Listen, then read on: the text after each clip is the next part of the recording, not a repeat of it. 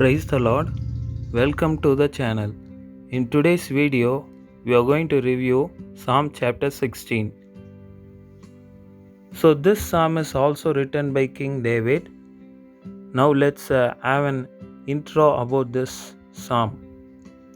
The attitude of the righteous man is described in life and his death in this Psalm chapter 16.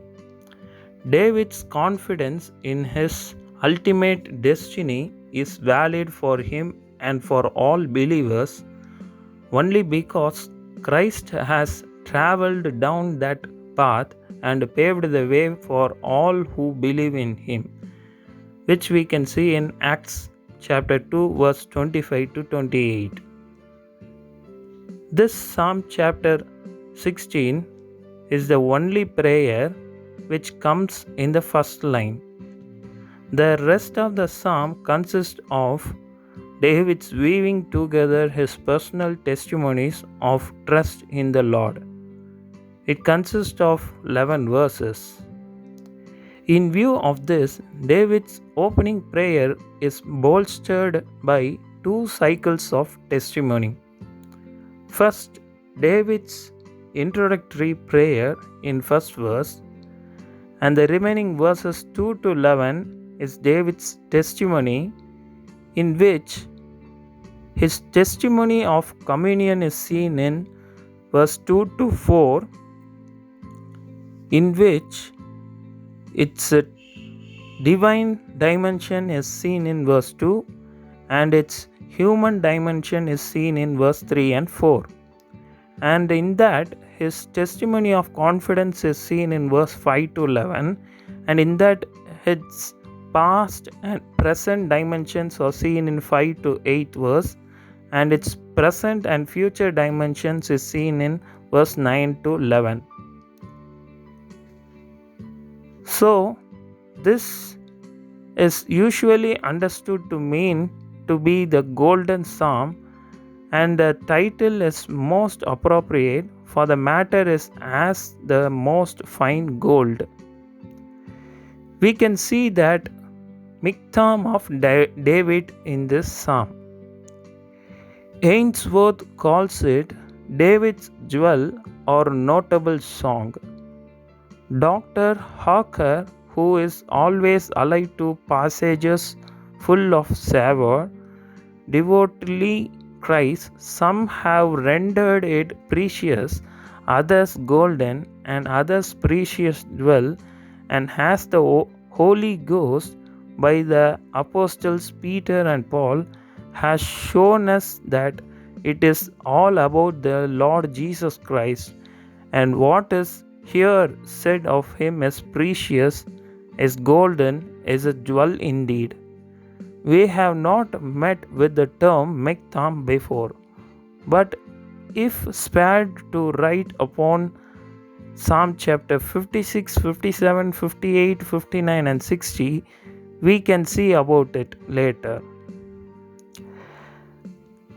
And observe that, like the present, these psalms, although they begin with prayer and imply trouble, abound in holy confidence and close with songs of assurance as to ultimate safety and joy. Dr. Alexander, whose notes are peculiarly valuable, thinks that the word is most probably a simple derivative of a word signifying to hide, and signifies the secret of mystery, and indicates the depth of doctrinal and spiritual import in these sacred compositions. If this be the true interpretation, it well accords with the other, and when the two are put together, they make up a name which every reader will remember and which will bring the precious subject at once to mind, the Psalm of the Precious Secret. We are not left to human interpreters for the key to this golden mystery. For speaking by the Holy Ghost, Peter tells us David speaks concerning him, in Acts chapter 2 verse 25. Further on in his memorable sermon, he said, "Men and brethren, let me freely speak unto you of the patriarch David, that he is both dead and buried, and his sepulchre is with us unto this day. Therefore, being a prophet, and knowing that God has sworn with an oath to him, that of the fruit of his loins, according to the flesh, he would raise up Christ to sit on his throne, he, seeing this before, spake of the resurrection of Christ, that his soul was not left in hell, neither his flesh did see corruption," which is nothing but Acts chapter 2 verse 29 to 31. Nor is this our only guide, for the Apostle Paul, led by the same infallible inspiration, quotes from this psalm and testifies that David wrote of the man through whom is preached unto us the forgiveness of sins, which we can see in Acts chapter 13 verse 35 to 38. It has been the usual plan of commentators to apply the psalm both to David, to the saints, and to the Lord Jesus. But we will venture to believe that in it Christ is all, since in the 9th and 10th verses, like the apostles on the mount, we can see no man but Jesus only. So we can divide this psalm as the whole compact, but it is difficult to draw sharp lines of division.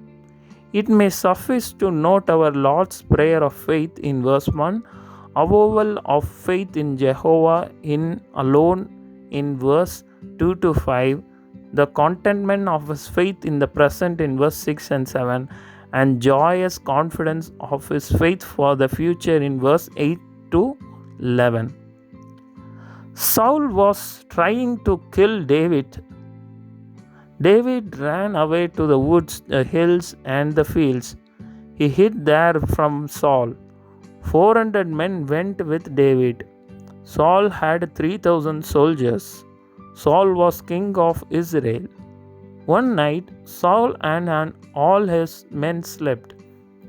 David came near in the night and took some things from Saul. David did not kill Saul. In the morning, David told Saul, "It was easy to kill you, but I did not. What have I done wrong? You sent me away from my own country. You told me to find other gods. Why?" It was probably at this time that David wrote Psalm chapter 16. It has two ideas in it. First, the inheritance of David. Your inheritance is what your parents give you when they die. David says Saul made him go away from his own country. The inheritance of David was there. But David had a better inheritance. The Lord was his inheritance. And the second is the God of David. Saul told David to find other gods. But David already had the best God that there was. David had the only God. He had no need to make a change. Now let's review verse by verse. So Psalm chapter 16, a miktam of David. Verse 1, "Keep me safe, O God, for in you I take refuge." Verse 2, "I said to the Lord, you are my Lord. Apart from you, I have no good thing." Verse 3, "As for the saints who are in the land, they are the glorious ones in whom is all my delight." Verse 4, "The sorrows of those will increase who run after other gods. I will not pour out their libations of blood or take up their names on my lips." Secret is miktam. in Hebrew.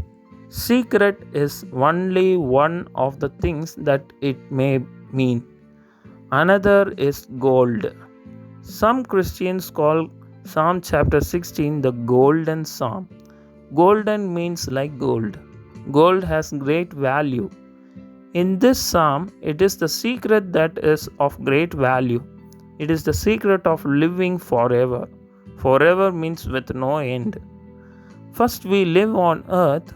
When we die, we live with God in heaven. The secret is to believe in the one true God. David found this secret. It is of more value than gold. David tells us that there are two groups of people: the saints on earth. These are the people of the Lord or the righteous. The righteous are people that God sees as clean. They are not his enemies. Saints is a word that the New Testament uses for Christians. The New Testament is part of the Bible. It tells us about Jesus and the church. And the second group is the people that run after other gods. Run after is the Hebrew way of saying go and serve. These are the enemies of God. Christians call them unbelievers because they do not believe in the one true God. Jesus came to show us the one true God. What does gifts of blood means in verse 4? In the time of David, they killed animals and sometimes children for their false gods. David called these gifts of blood. Now verse 5, Lord, you have assigned me my portion and my cup. You have made my lot secure. Verse 6, the boundary lines have fallen for me in pleasant places. Surely I have a delightful inheritance. My part is my inheritance in Hebrew. An inheritance is what a father gives or leaves to his children when he dies. In the time of David, it was probably land or animals. Saul made David go away. So, David had no inheritance. This part of the psalm tells us that David had a better inheritance than land or animals. God himself was David's inheritance. In the remaining verses, what David means in these things? What does lines mean in verse 6? The lines measured the land into pieces. People then knew where their piece of land was. Inheritance is another way of translating this part. Now, verse 7, I will praise the Lord who counsels me. Even at night my heart instructs me. Verse 8, I have set the Lord always before me. Because he is at my right hand, I will not be shaken. Verse 9, therefore my heart is glad and my tongue rejoices. My body also will rest secure. Verse 10, because you will not abandon me to the grave, nor will you let your Holy One see decay.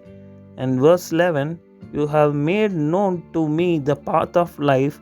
You will fill me with joy in your presence, with eternal pleasures at your right hand. So there are 5 parts in the inheritance that David received from the Lord. First, he will have the Lord for a teacher. And the second, nobody will move David away from what he believes. And thirdly, he will always be safe and happy. Fourth, he will not go to the Sheol. And the fifth, he will live with the Lord now and when David dies. Where is the pit? The pit is a part of Sheol, where very bad people go when they die. This is what the Jews believed.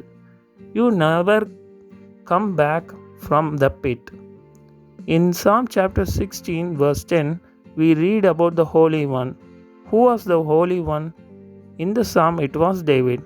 But for Christians and the present people, and for us, the Psalms mean more than they do for the Jews. Saint Peter and Paul thought that it meant Jesus. And what we come across this Psalm chapter 16 is that we must make sure that you must know the secret of David. Do what he did. Tell God that you believe that he is the one true God. Thank God that he sent Jesus to earth. Remember that Jesus showed us what God is like and died so that God can forgive us. Forgive means that God gives our sins to Jesus, who takes them away and went to heaven to prepare a place for us.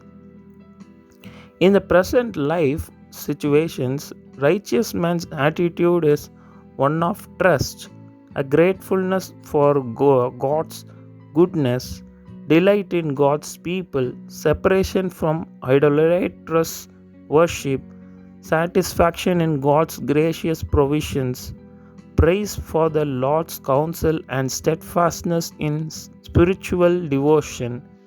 In facing death, the righteous man rejoices and is hopeful. He is confident that God will preserve him for the decay of death, and that death will not result in his corruption. Rather, he will travel down the path of life, that is, path leading to life, which will terminate in God's joyful presence.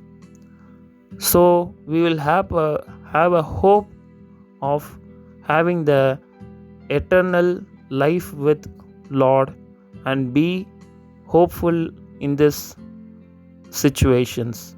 So that's it for today's video about Psalms chapter 16. We'll see in the next Psalm chapter review series. Until then, may God bless you all.